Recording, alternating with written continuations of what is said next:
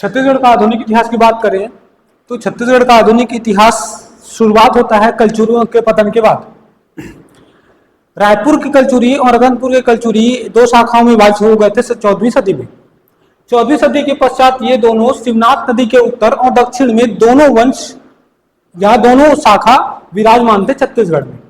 ठीक है, कहां? छत्तीसगढ़ जो है शिवनाथ नदी के उत्तर और शिवनाथ नदी के दक्षिण में। शिवनाथ नदी के उत्तर में शाखा का कलचुरी शाखा का मुख्य राजधानी हुआ था रतनपुर। वहीं अगर हम बात करें तो शिवनाथ नदी के दक्षिण में कलचुरी शासन का मुख्य केंद्र रहा है रायपुर। ठीक, चलिए आधुनिक इतिहास की बात करें तो हम यहां पर हम पढ़ेंगे मराठा साम्राज्य। मराठा साम्राज्य, मराठा साम्राज्य और ब्रिटिश साम्राज्य। मराठा साम्राज्य और ब्रिटिश साम्राज्य कैसे मराठा साम्राज्य है उसी के बाद हम थोड़ा सा जिक्र कर लेते हैं, जैसे कलचुरी के बारे में बोला। ठीक है, चलिए कहानी की बात करें तो कहानी की शुरुआत होती है 1741 और यही अगर हम बात करें तो 1741 से लेकर 1818। ठीक, एक अगर हम बात करें तो इसको हम बोलते हैं प्रत्यक्ष मराठा काल।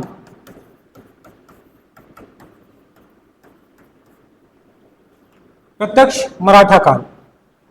ठीक है, चलिए वही अगर हम बात करें 1818 से लेकर 1830 तक, इसको हम बोलेंगे ब्रिटिश अप्रत्यक्ष ब्रिटिश काल या ब्रिटिश काल बोल सकते हैं। ब्रिटिश काल या मराठा संरक्षण काल।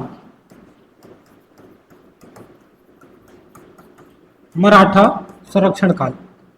वहीं 1830 से 1854 तक ये आएगा पुनः भोसला या पुनः मराठा काल। ठीक, और 1854 के बाद ये हो जाएंगे 1854 से लेकर 1947 तक ये आपका आएगा ब्रिटिश शासन या ब्रिटिश काल। ठीक है, 1741 से 1818 प्रत्यक्ष मराठा काल। 1818 से 1830 की बात करें तो यहाँ पर ब्रिटिश काल आते हैं मराठा संरक्षण काल। मराठा संरक्षण काल की बात करें तो यहाँ पर जो है ब्रिटिश जो मराठा जो थे रघुजीत तृतीय के नाम से वो अल्पवयस्क थे। अल्पवयस्क होने के कारण, बच्चा होने के कारण या नाबालिग की स्थिति होने के कारण मराठा या बोले मराठों के ऊपर शासन कर देते कौन? ब्रिटिश। और ब्रिटिश के ऊपर इसी को बोलते हैं रेजिमेंट।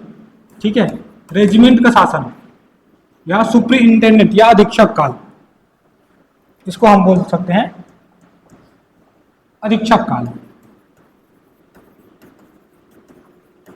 अधीक्षक काल। ठीक है, चलिए अब ये वाला स्थिति जो है 1741 में क्या ऐसा आया था जो मराठा शासन यहां पर छत्तीसगढ़ में किसका शासन हुआ? मराठों का।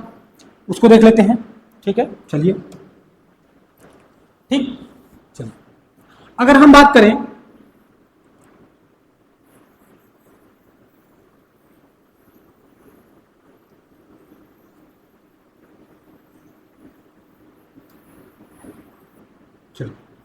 अब थोड़ा सा समझिए, ये आपके शिवनाथ नदी। ठीक है, शिवनाथ नदी के उत्तर में यहां पर था रतनपुर और यहां पर था रायपुर। इसको बोलते हैं रायपुर की कलचुरी लहुरी शाखा। कलचुरी लहुरी शाखा। और इसको बोलते हैं रतनपुर के कलचुरी शाखा। कलचुरी शाखा। ये दोनों भाग में विभाजित हो गए थे। ठीक है, चलिए रतनपुर और रायपुर अगर हम बात करें तो यही कलचुरी शाखा के रतनपुर के, ठीक है, एक शासक हुए, ठीक है, राज सिंह देव।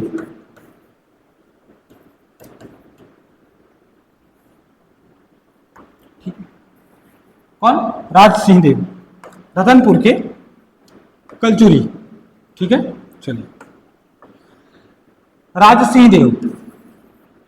थोड़ा समझिएगा, राज सिंह देव अगर हम बात करें तो राज सिंह देव का कोई संतान नहीं था जो रतनपुर पर आगे उनके शासन सत्ता को संभाल सके। जब राज सिंह का ये इसका कोई संतान नहीं था, या बोल सकते हैं ये निसंतान था, इसका कोई संतान नहीं था, ठीक है। निसंतान स्थिति में होने के कारण इन्होंने रायपुर शाखा के कलचुरी मोहन सिंह को अपना उत्तराधिकार बना लिया था, उत्तराधिकार चुन लिया था। किसको? मोहन सिंह को।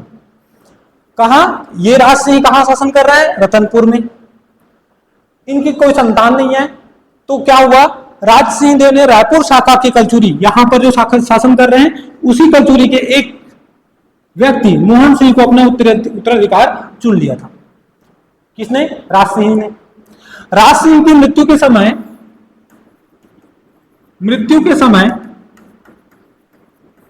मोहन सिंह शिकार पर चला गया। शिकार पर, ठीक। जिस समय मृत्यु होने वाली थी, उसी समय मोहन सिंह शिकार पर था। तो उस समय किसी न किसी को अपना उत्तराधिकार चुनना था उनको आगे शासन के लिए। तो उन्होंने अपने चाचा, राज सिंह ने अपने पिता के चाचा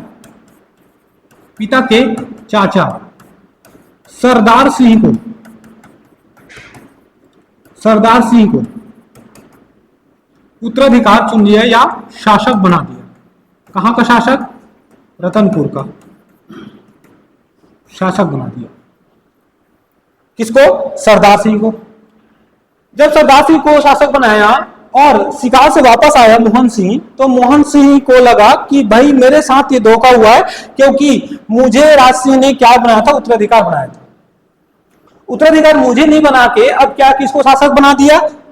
उसके जो पिता थे, उसके पिता के चाचा, मतलब उसके दादा सरदार सिंह को क्या बना दिया? शासक। अब इस स्थिति में वो बहुत क्या हो गया? बहुत ज्यादा नफरत हो गया। किससे? राज सिंह से और रतनपुरी कलचुरी से। तो जो मोहन सिंह कहां चला गया? मोहन सिंह चला गया नागपुर। कहां चला गया? नागपुर। उस समय अगर बात करें तो इस समय की स्थिति जहां पर छत्तीसगढ़ में ये कलचुरी शासन, ये मोहन सिंह राज सिंह देव थे, उस समय पूरे महाराष्ट्र में शासन कर रहे थे एक वंश जिसको बोलते हैं मराठा वंश, ठीक है। कौन शासन कर रहे थे? मराठा वंश। अब मराठा वंश अब ये नागपुर चले गए और नागपुर में मराठा वंश भी अलग अलग साम्राज्य में बढ़ गया। गायकवाड़, सिंधिया, होलकर और भोसले। नागपुर की स्थिति में भोसले थे। कौन थे? नागपुर की स्थिति में भोसले। अब मोहन सिंह कहां चला गया? नागपुर। और नागपुर में शासन कर रहे हैं कौन? रघुजी प्रथम। कौन है? रघुजी प्रथम, ठीक है। अब ये रघुजी प्रथम के साथ जा मिले कि भाई मेरे साथ धोखा हुआ है और आप क्या करो, छत्तीसगढ़ पर अपना अधिकार स्थापित करो, ठीक। रघुजी प्रथम की अगर बात करें तो एक प्रमुख सेनापति था जिसका नाम था भास्कर पंत। प्रमुख सेनापति कौन था? भास्कर पंत। ठीक है। भास्कर पंत ने बंगाल पर आक्रमण करने का पूरा निश्चय कर लिया था। बंगाल पर आक्रमण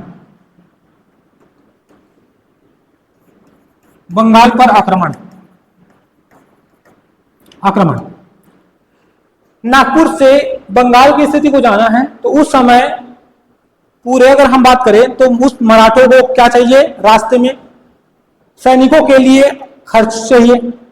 तो वो खर्च की आपूर्ति के लिए क्या करते थे? अपने जहां स्थान में मिले छोटे मोटे शासक, उनसे क्या करते थे? युद्ध। और युद्ध करके वहां से अपना खजाना भरते थे और आगे की ओर चलते थे। जब बंगाल की ओर वो जा रहे थे तो रास्ते में पड़ा क्या? छत्तीसगढ़। ये जो स्थिति है वो क्या पड़ा?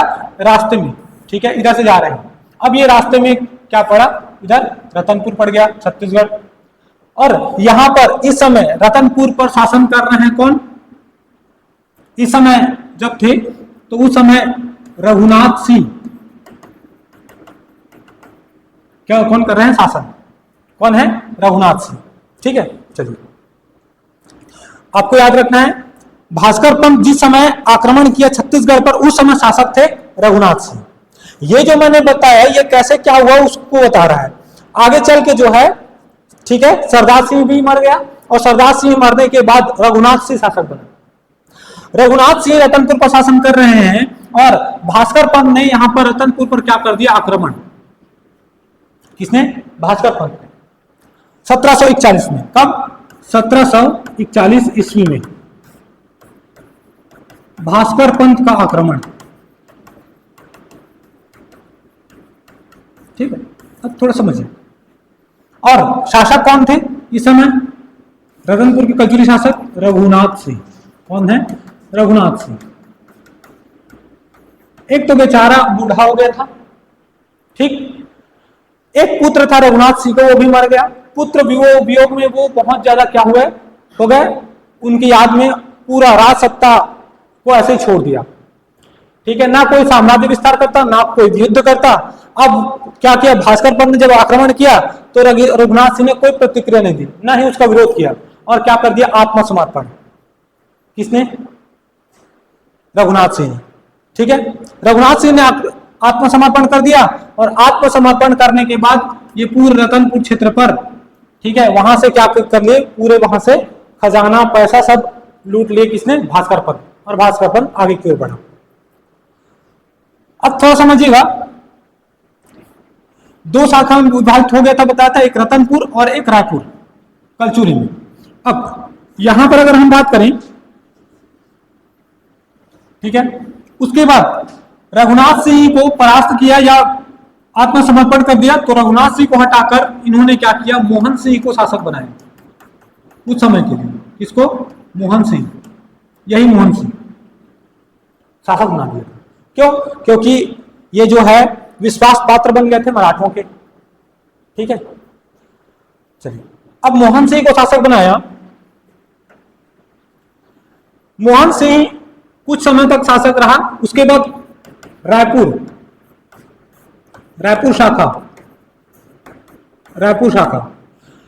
शाखा के शासक थे अमर सिंह। ठीक है, ये सब शासकों के बारे में क्रमवार मैं कलचुरी में बताऊंगा, जो अब हम मध्यकालीन पढ़ेंगे। अभी में हम लोग आधुनिक पढ़ रहे हैं, तो आधुनिक में मराठा का बैकग्राउंड बता रहा हूं कि कैसे मराठा यहां पर क्या हुए? स्थापित हुए, यहां पर शासन की। ठीक है, चलिए अमर सिंह की बात करें तो जिस समय रघुनाथ सिंह रतनपुर पे थे, वहीं पे रायपुर शाखा में शासन कर रहे थे कौन? अमर सिंह। अमर सिंह ने भास्कर पंत का भी कोई विरोध नहीं किया और क्या किया? इन्होंने भी आत्मसमर्पण कर दिया। आत्मसमर्पण किया, कुछ गांव दे दिए, कुछ क्षेत्र शासन करने के लिए। उसके बाद कुछ समय बाद भी इनकी क्या हो गई? मृत्यु हो गई। ठीक है, अमर सिंह अगर हम बात करें यहां पर, तो आपके कलचुरी में दो शाखा, एक आपका रतनपुर, और रतनपुर में अगर हम बात करें तो रतनपुर शाखा में कौन है? रघुनाथ सिंह, और रघुनाथ सिंह के बाद मोहन सिंह हुए। वहीं रायपुर शाखा में अमर सिंह, और अमर सिंह के बाद उसका पुत्र शिवराज सिंह। उसके बाद ये पूरा कलचुरी शासन सत्ता समाप्त। ठीक है, अब ये किसके हिस्से आ गया? मराठों के। मतलब अगर हम बात करें तो पूरा छत्तीसगढ़ किसके अंतर्गत आ गया? मराठों के अधीन।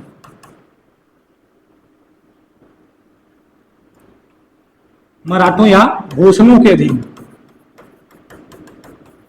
के अधीन आ गया। कैसे आक्रमण हुआ?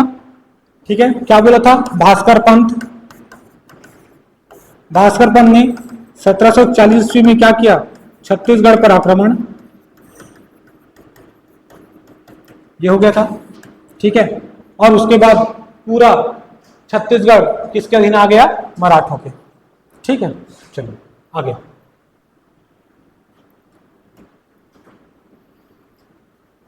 ठीक, चलिए। नागपुर पर शासन कर रहे हैं कौन? रघुजी प्रथम। कौन है? रघुजी प्रथम। अब नागपुर वाले क्षेत्र पर पूरा छत्तीसगढ़ भी आ गया, नागपुर से ही कंट्रोल कर रहे हैं छत्तीसगढ़ को, ठीक है। चलिए, रघुजी प्रथम। रघुजी प्रथम की मृत्यु की बात करें तो इसकी मृत्यु हो गई 14 फरवरी 1755 को, ठीक है। रघुजी प्रथम की मृत्यु की बात करें तो इसकी मृत्यु हुई 14 फरवरी 1755 को। रघुजी प्रथम की मृत्यु के बाद पूरा मराठा साम्राज्य उनके बेटों में क्या हुआ? बट गया, ठीक है, विभाजित हो गया। रघुजी प्रथम के 4 पुत्र, एक का नाम था जानको जी, या कभी कभी इसको बुक में जानो जी भी लिखा हुआ है, जानको जी या जानो जी, ठीक। जानको जी के पश्चात, सॉरी, जानको जी, उसके बाद साबाजी, साबाजी, उसके बाद मुधो जी, और मुधो जी के बाद छोटा बेटा बिंबा जी, बिंबा जी, ठीक है। बिंबा जी और मुधो जी दोनों सगे भाई थे, और वही जानको जी और साबाजी दोनों सगे भाई थे। अब क्या हुआ? अब इन चारों में क्या हुए? उत्तराधिकार को लेकर युद्ध हुआ कि नागपुर पर शासन कौन करेगा, ठीक है। अब जानको जी और मुधो जी दोनों के बीच क्या हुआ? युद्ध। किसके बीच? जानको जी और मुधो जी। जानको जी का पक्ष या सहायता कर साबाजी, जबकि बिंबा जी मुधो जी का सहायता करते। मैंने बताया मुधो जी और बिंबा जी कौन है? दोनों सगे भाई, और इन दोनों सगे भाई तो दोनों अलग अलग हो। उत्तराधिकार को लेकर युद्ध हुआ, ठीक है। चलिए, अब जानो जी जो है युद्ध हुआ, और जानो जी क्या हुए? विजयी हुए। जानो जी क्या हुए? विजयी हुए। विजयी होने के बाद जानको जी या जानो जी को मिला नागपुर क्षेत्र। साबाजी की बात करें तो साबाजी को मिला बरार या दरभा क्षेत्र, ठीक। मुधो जी को मिला चांदा क्षेत्र,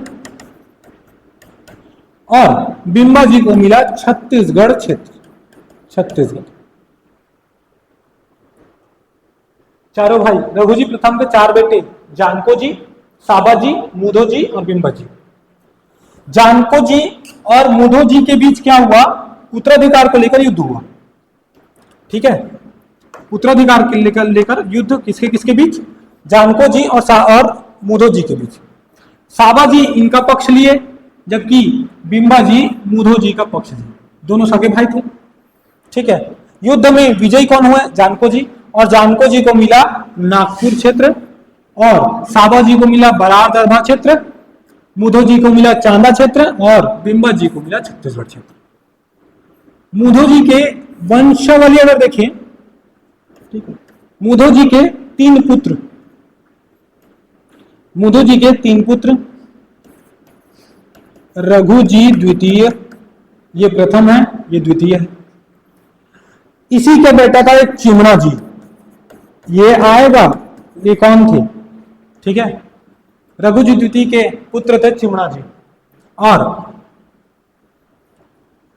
मुधो जी का एक बेटा था, नाम था व्यंको जी, व्यंको जी भोसले, क्योंकि ये सब भोसले लिखते थे ना, नागपुर के लोग सब भोसले लिखते थे। मैंने बताया था अलग अलग क्षेत्र मराठा साम्राज्य विकसित हुआ था। पूरे मराठा साम्राज्य की बात करें तो अलग अलग क्षेत्र में, जैसे कि होलकर, आपके गायकवाड़, सिंधिया, भोसले, ये सब अलग अलग क्षेत्र में थे, तो नागपुर के लोगों को बोलते थे भोसले। चलिए, रघु जी द्वितीय, रघु जी द्वितीय, चिमना जी, व्यंको जी, ये तीनों मुधो जी के क्या थे? बेटे थे। ठीक है, चलिए। रघु जी द्वितीय के पुत्र था पुरुषो जी, पुरुषो जी, या परसू जी, ठीक है। वेंको जी का बेटा था अप्पा साहब, वेंको जी भोसले का बेटा था अप्पा साहब, ठीक। अब इसको थोड़ा सा क्रम में जमाते हैं, कैसे क्रम में जमाएंगे तो देख लीजिए। बिंबा जी को मिला छत्तीसगढ़ क्षेत्र, ठीक है। हम लोग नागपुर वाले नहीं पढ़ेंगे, छत्तीसगढ़ से, छत्तीसगढ़ के संदर्भ में पढ़ेंगे। बिंबा जी को मिला छत्तीसगढ़ क्षेत्र, छत्तीसगढ़ क्षेत्र मिलने के बाद वो आना नहीं चाहते थे यहाँ पे, ठीक है। छत्तीसगढ़ को वो पहले ही ये जान गए कि ये बहुत जंगल या वन से पूरा भरा हुआ क्षेत्र है, यहाँ पर जो है आजीविका के साधन नहीं है, यहाँ पर मैं कैसे अपना साम्राज्य स्थापित करूंगा, कैसे साम्राज्य को बढ़ाऊंगा। फिर भी जब जानको जी विजय हुए और मुदो जी पराजित हुए तो उनको जब अब क्या कर रहे, वो क्षेत्र मिल गया था तो उनको जाना पड़ा था, ठीक है। किनको? बिंबा जी को, ठीक है। तो यहां पर कैसे बांटेंगे इसको थोड़ा समझिए। बिंबा जी, बिंबा जी, बिंबा जी के बाद कौन शासक हुए? चिमणा जी। कैसे समझिए, यही मैं बता रहा हूं, आगे फिर बताऊंगा इसको। मुदो जी का बेटा हुआ चिमणा जी, तो चिमणा जी को गोद लिया था बिंबा जी ने, ठीक है। चिमणा जी को गोद लिया था कौन? बिंबा जी। बिंबा जी की मृत्यु के बाद शासक बने कौन? चिमणा जी। और चिमणा जी के बाद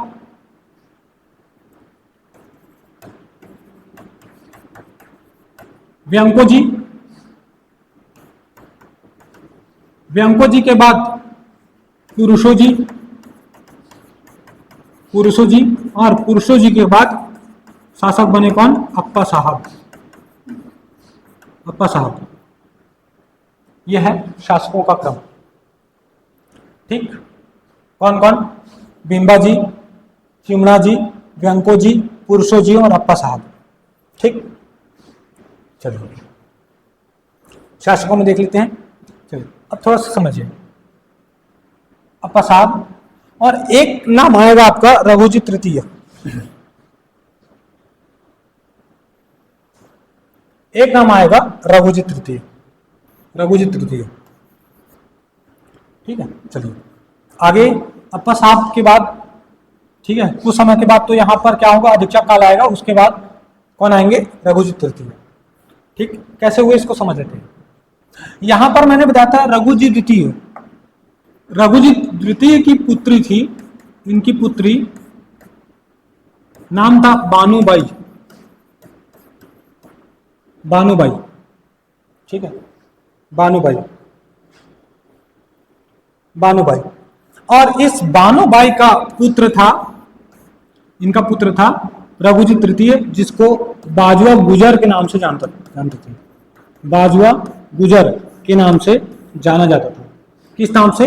बाजुआ गुजर, ठीक है। यही बाजुआ गुजर आगे चल के क्या हुआ? रघुजी तृतीय के नाम से शासक बने, ठीक है। चलिए, ठीक, कैसे समझिए। रघुजी तृतीय की पुत्र थी बानुबाई, और बानुबाई का पुत्र था बाजुआ गुजर, ठीक है। इस बाजुआ गुजर को परशु जी या पुरुषो जी की पत्नी, इसकी पत्नी, सॉरी, इसकी पत्नी दुर्गाबाई, दुर्गाबाई, दुर्गाबाई ने बाजुआ गुजर, बाजुआ गुजर, गुजर जो 10 वर्ष का था को गोद लिया, गोद लिया। कैसा आया? रघुजी द्वितीय की बेटी थी बानुबाई और उसका पुत्र था बाजुआ गुजर, ठीक है। अब बाजुआ गुजर, अब यहां पर समझिए, अब अप्पा साहब के बाद कोई शासन नहीं थे, कोई शासक नहीं था, इसीलिए पूरा क्षेत्र कहां चला गया? मराठों, सॉरी, ब्रिटिश के अधीन चला गया था। अब इसी की पत्नी थी, पुरुषो जी की पत्नी कौन? दुर्गाबाई। अब इस दुर्गाबाई ने क्या किया? बाजुआ गुजर इसको क्या कर लिया? गोद ले लिया, गोद लिया, और इसी को आगे चल के इसी को बोला जाता है रघुजी तृतीय, ठीक है। कैसे हुआ समझ में आया? रघुजी द्वितीय का बेटा था कौन? पुरुषो जी, परसो जी, उसी की पत्नी थी दुर्गाबाई। रघुजी द्वितीय की पुत्री थी बानुबाई, और इसी का पुत्र था बाजो गुजर। तो दुर्गाबाई ने क्या किया, इस बाजो गुजर को गोद ले लिया और गोद लिया, बाद में रघुजी तृतीय के नाम से उसको क्या बनाया, क्या बनाएंगे, शासक। ठीक है, वो अभी 10 साल का है, बाद में जो है उसको क्या हो जाएगा, वयस्क हो जाएंगे, फिर शासन करेंगे कौन, रघुजी तृतीय। ठीक है, ठीक, यहां तक समझ में आया। फिर आगे स्टार्ट करूंगा, बिंबा जी, फिर चुमना जी, फिर वंको जी, फिर पुरुषो जी, फिर अप्पा साहब। बिंबाजी भोसले, बिंबाजी भोसले। ठीक है, बिंबाजी भोसले की बात करें तो बिंबाजी भोसले के पिता कौन थे, रघुजी प्रथम। कौन थे, रघुजी प्रथम। ठीक है, चलिए बिंबाजी भोसले की मृत्यु की बात करें तो मृत्यु देख लेते हैं।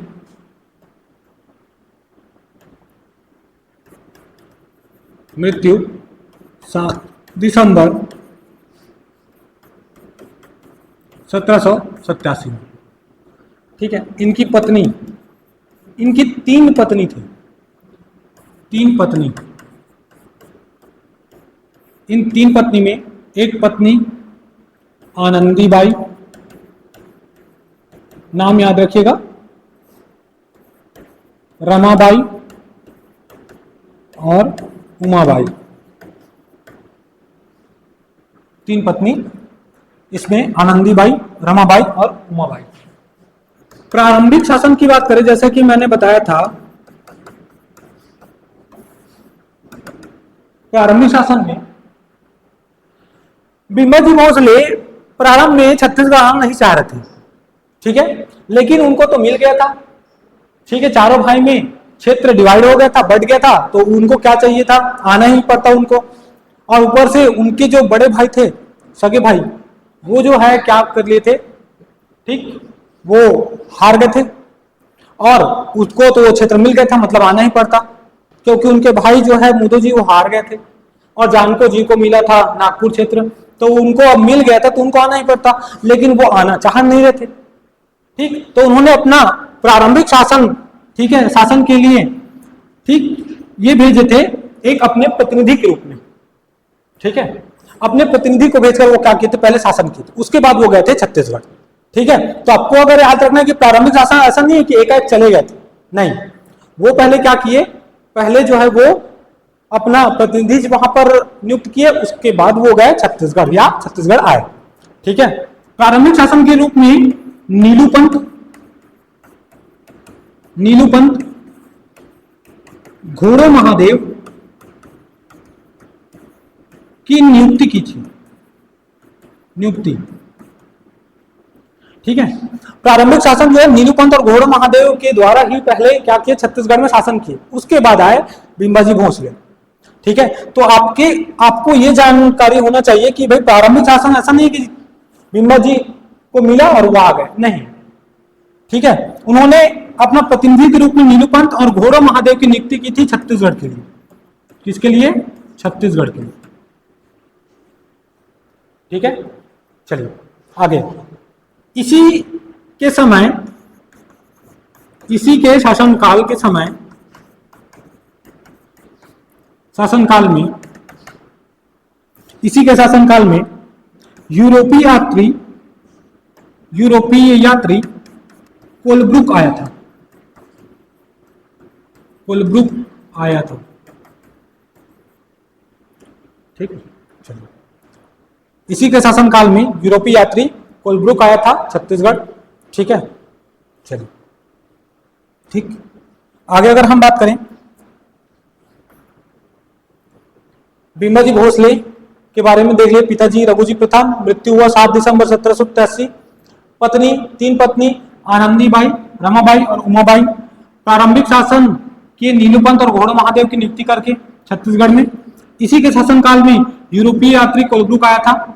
ठीक है, चलिए, कब ये आया था, 1787 के समय ही। चलिए, ठीक, चलिए, ये बिंबाजी भोसले। बिंबाजी भोसले की बात करें, ठीक है, बिंबाजी भोसले को परगना पद्धति का सूत्रधार माना जाता है। परगना पद्धति का सूत्रधार माना जाता है। कहने का मतलब ये है कि अपने क्षेत्र को क्या कर दिए थे, परगना बांटने के लिए उनके विचार में आया था कि अपने क्षेत्र को क्या बांटे, परगना में। लेकिन कुछ परिस्थितियों की वजह से वो कर नहीं पाए, लेकिन उनके मन में ऐसा विचार उठा था कि अपने पूरे क्षेत्र को किसमें बांट दे, परगना में। बाद में जो है क्या आएंगे आपके, ठीक है, अलग अलग बोल सकते हैं सूबेदार आएंगे, ठीक है, एक प्रकार से सूबेदार सूबा शासन करेंगे, तो जो आएंगे उन लोग क्या करेंगे, इसको परगना में विभाजित कर देंगे। ठीक, चलिए, जबकि मैं जैसा कि मैंने आपको बताया था, इनके भाई मुधो जी थे। मुधो जी का एक बेटा था चिमणा जी। उस चिमणा जी को बिंबा जी ने क्या किया था, गोद लिया था। ठीक है, तो इनका दत्तक पुत्र माना जाता है कौन, चिमणा जी। दत्तक पुत्र कौन, चिमणा जी। चिमणा जी भोसले उनका क्या था, भतीजा था। ठीक है, उन्होंने क्या किया था, उसको गोद लिया था। किसको, चिमणा जी को। ठीक है, दत्तक पुत्र में। चलिए, इनके 3 पत्नी थे और 3 पत्नी में बात करें आनंदीबाई। ठीक है, कुछ समय के लिए जो 1787 से 1790 है, उस समय कुछ समय के लिए आनंदीबाई क्या बने, शासक बने, शासिका बने। ठीक है, रमाबाई की बात करें तो रमाबाई जो है वन चली गई है, और उमाबाई क्या हो गई, यही उमाबाई सती हो गई। बिंबा जी के साथ सती हो गई। ये क्वेश्चन पूछा जाता है, कौन, उमाबाई। ठीक है, 3 पत्नी में आनंदीबाई बाद में शासिका बनी, रमाबाई जंगल को चली गई, और उमाबाई क्या हो गई, सती हो गई। ठीक है, चलिए आगे इनके कुछ, ठीक है, चलिए प्रथा में अगर बात करें तो दशहरा पर स्वर्ण पत्र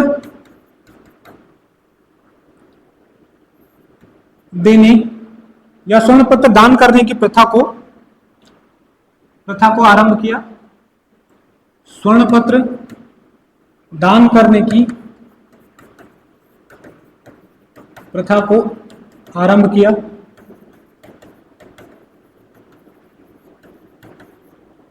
किसने, बिंबा जी भोसले ने।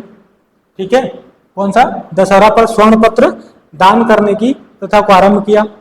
बिंबा जी भोसले का अगर हम बात करें तो ये उनका एक नॉर्मल एक परिचय था, बिंबा जी भोसले का।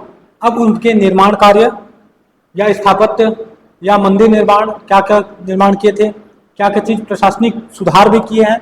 उस प्रशासनिक सुधार को पहले देख लेते हैं, उसके बाद उसके स्थापत्य में आएंगे। ठीक है, चलिए, प्रशासनिक सुधार, क्या प्रशासनिक सुधार किए हैं, क्या क्या किए हैं, उसको थोड़ा समझ लेते हैं। चलिए, प्रशासनिक सुधार की बात करें तो सबसे पहले बात करें,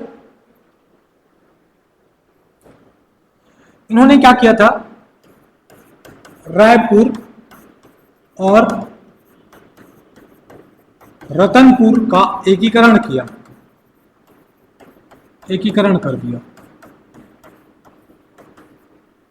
ठीक है, चलिए, ठीक, अब थोड़ा समझिएगा आप लोगों को एक चीज कि जो रतनपुर है, रतनपुर राजधानी कब बनी, ये पूछा जाता है।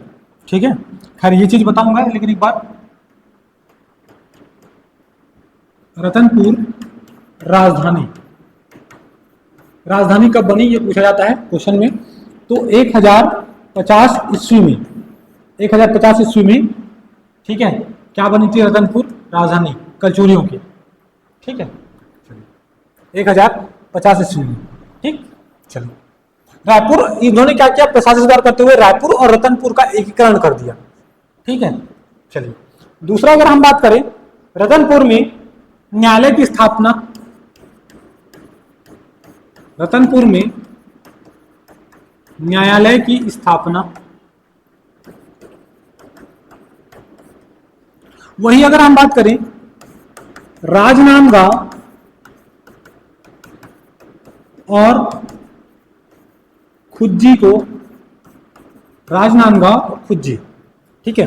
राजनांदगांव राजनांदगांव, खुज्जी और खुज्जी की बात करें तो ये डोंगरगांव के समीप है खुज्जी, ठीक है। तो राजनांदगांव और खुज्जी को क्या बना दिया, ठीक है, खुज्जी को दो जमींदारी क्षेत्र बना दिया, क्षेत्र बनाया, ठीक है, किसको, राजनांदगांव और खुज्जी को, ठीक है। क्या देखे थे, रायपुर और रतनपुर का एकीकरण कर दिया, रतनपुर में न्यायालय की स्थापना, राजनांदगांव और खुज्जी, खुज्जी की बात करें तो डोंगरगांव, राजनांदगांव जिले का ब्लॉक डोंगरगांव, डोंगरगांव के पास है खुज्जी, इनको दोनों को क्या बना दिए, जमींदारी क्षेत्र, किसने, बिंबाजी भोसले ने, ठीक है। चलिए, जैसे कि मैंने पहले बताया था कि भाई परगना पद्धति का सूत्रधार माना जाता है, परगना पद्धति का सूत्रधार माना गया, सूत्रधार, सूत्रधार कहा जाता है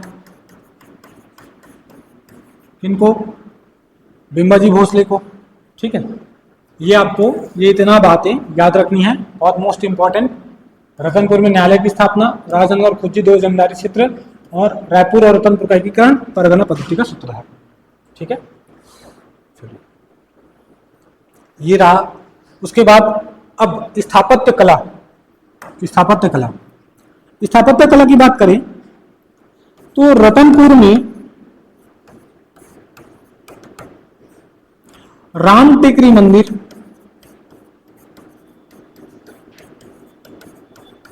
मंदिर की स्थापना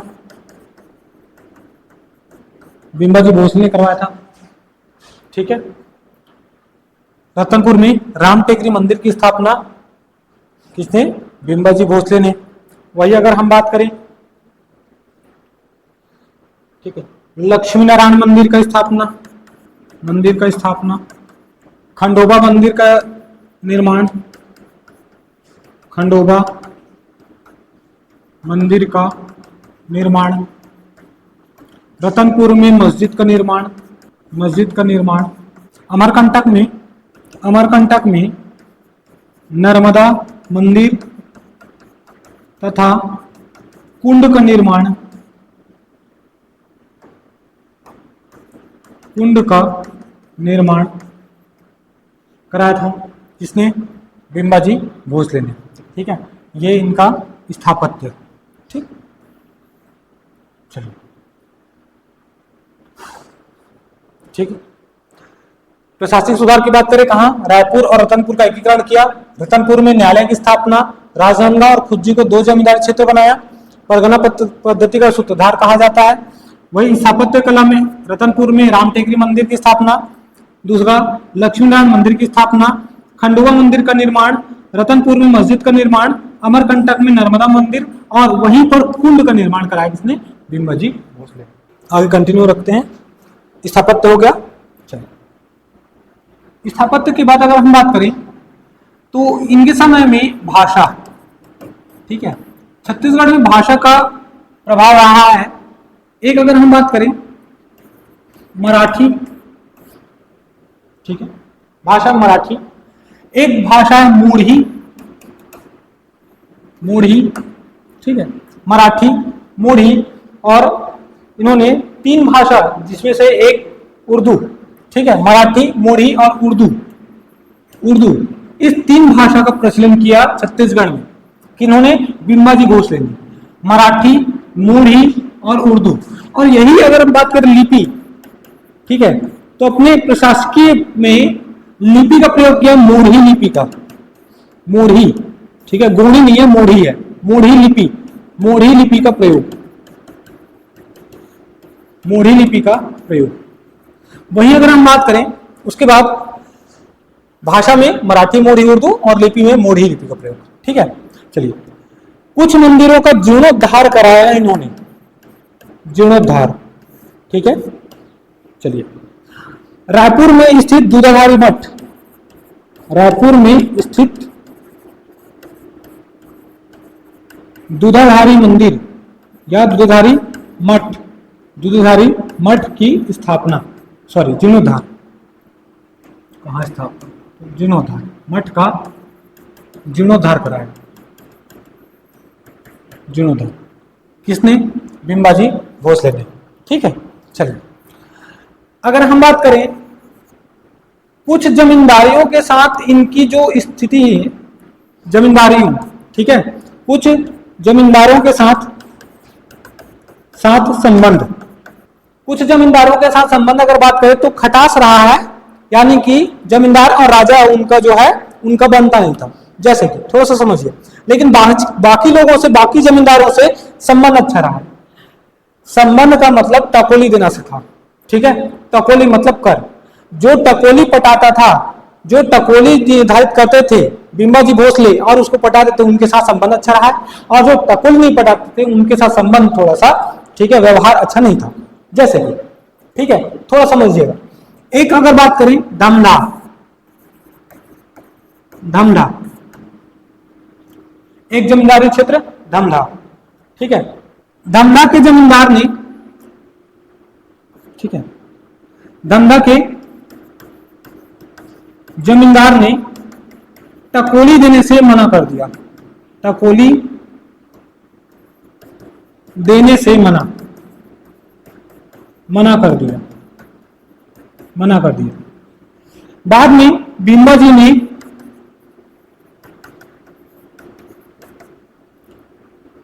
ने धमधा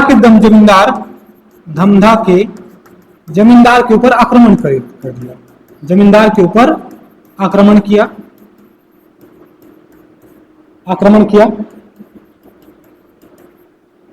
ठीक है। अपना पराजय जानकर, पराजय मतलब हार, ठीक है, अपना पराजय जानकर धमधा के जमींदार ने जल समाधि ले ली, जल समाधि ले ली, ठीक है, चलिए, जल समाधि ले ली। ठीक, दूसरा अगर बात करें, बहुत चर्चा में रहा है कोरबा, कोरबा का जमींदारी क्षेत्र, बहुत चर्चा का विषय रहा है कोरबा का जमींदारी क्षेत्र। ठीक है, कोरबा के जमींदार से, ठीक है, कोरबा के जमींदार से जमींदारी जब्त कर ली, जमींदारी जब्त, ठीक है, जमींदारी जब्त मतलब उस क्षेत्र को क्या कर ले, अपने कब्जे में कर ले, किसने? बिंबाजी भोसले ने। ठीक है, जमींदारी जब्त करने की घटना अगर बात करें, जमींदारी जब्त करने की घटना, ठीक है, घटना सबसे महत्वपूर्ण या बोला जा सकता है, ठीक है, छत्तीसगढ़ में जमींदारी जब्त करने की घटना, सबसे पहले ये घटना था, ठीक है, कि कोई जमींदारी जब्त कर ली गई हो। ठीक, चलिए तीसरा अगर बात करें खैरागढ़,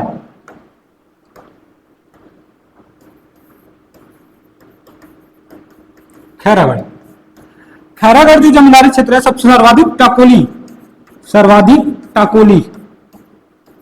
टाकोली पटाता था। ठीक है, सर्वाधिक टाकोली कर, टाकोली मतलब एक प्रकार का कर। ठीक है, कौन सा जमींदार या जमींदार क्षेत्र? खैरागढ़। ठीक, चलिए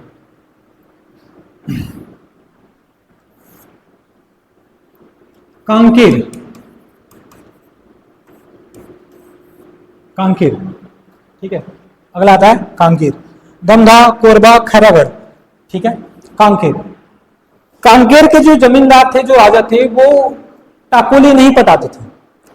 वो बदले में बिंबाजी भोसले को हाथी, ठीक है, उपहार या हाथी देते थे, जिससे क्या करें, अपने सेना में शामिल कर सके।